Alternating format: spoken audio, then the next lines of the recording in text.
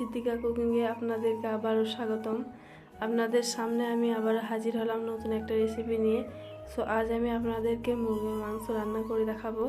So এখানে আমি একটা 1 কিলো 600 গ্রামের মুরগি নিয়ে নিয়েছি, দেশি মুরগি। আর রোয়াগুলি ছাড়িয়ে মুরগিটি পরিষ্কার করে ধুয়ে নিলাম। সো আমি প্রথমেই এখানে পেটের মধ্যে যে নালিটা থাকে সেটাই বের করে নিয়েছি।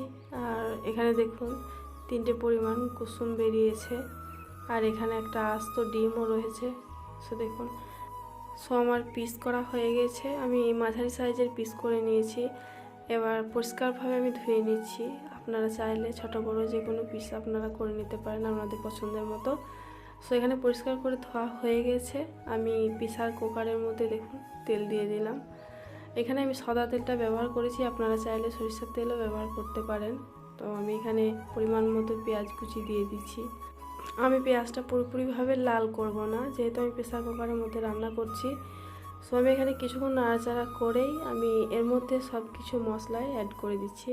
সো দেখুন, আমি এখানে কয়েকটা কাঁচা লঙ্কা নিয়ে নিয়েছি, মাঝ বরাবর ফাটিয়ে সেটা দিয়ে দিলাম। আর 2 চামচ পরিমাণ জিরের গুঁড়া দিয়ে দিলাম, আর 1 চামচ পরিমাণ দিয়ে দিচ্ছি ধনের গুঁড়া, আর দিয়ে দিচ্ছি পরিমাণ মতো হলুদের গুঁড়া, আর দিয়ে দিচ্ছি আদা রসুনের পেস্ট। আমি আদা রসুন একসঙ্গে পেস্ট করে নিয়েছিলাম, সেটাই দিয়ে দিলাম। আমি এখানে শুকনো লঙ্কা ব্যবহার করিনি, গুঁড়ো অথবা গোটা কোনোটাই এখানে আমি ব্যবহার করিনি। আপনারা চাইলে এখানে শুকনো লঙ্কা ব্যবহার করতে পারেন। সো এখানে আমি দিয়ে দিচ্ছি পরিমাণ মতো লবণ। সবশেষে দিয়ে দিচ্ছি ধনের পাতা কুচি আর টমেটো। আমি এখানে 2টি পরিমাণ টমেটো নিয়েছি। সো গাইস, সব উপকরণ দেওয়ার পরে আমি মাঝামাঝিভাবে কষে নেব। আমি পুরোপুরি কষাবো না, যেহেতু এটা প্রেসার কুকারে রান্না হচ্ছে, এমনিতেই গলে যাবে। কয়েকবার নেড়ে চেড়ে মিডিয়ামভাবে কষে নিচ্ছি। তো দেখুন, ঠিক এইভাবে কষে নেবেন, তাহলেই হবে।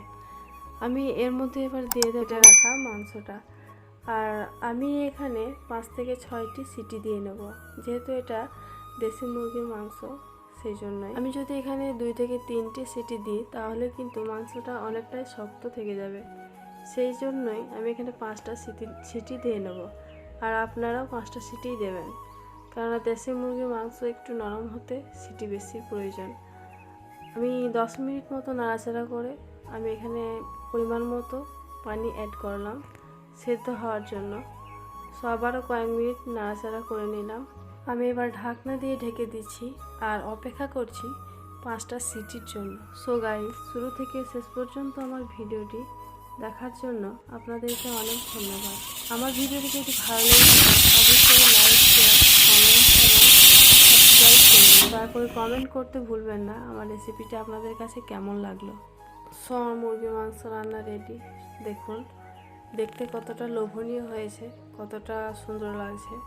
আপনাদেরকে একটু চামচের সাহায্যে তুলে দেখানোর চেষ্টা করছি। এটা দেখতে যেমন সুন্দর হয়েছে, আশা করছি খেতে অনেক ভালো হবে।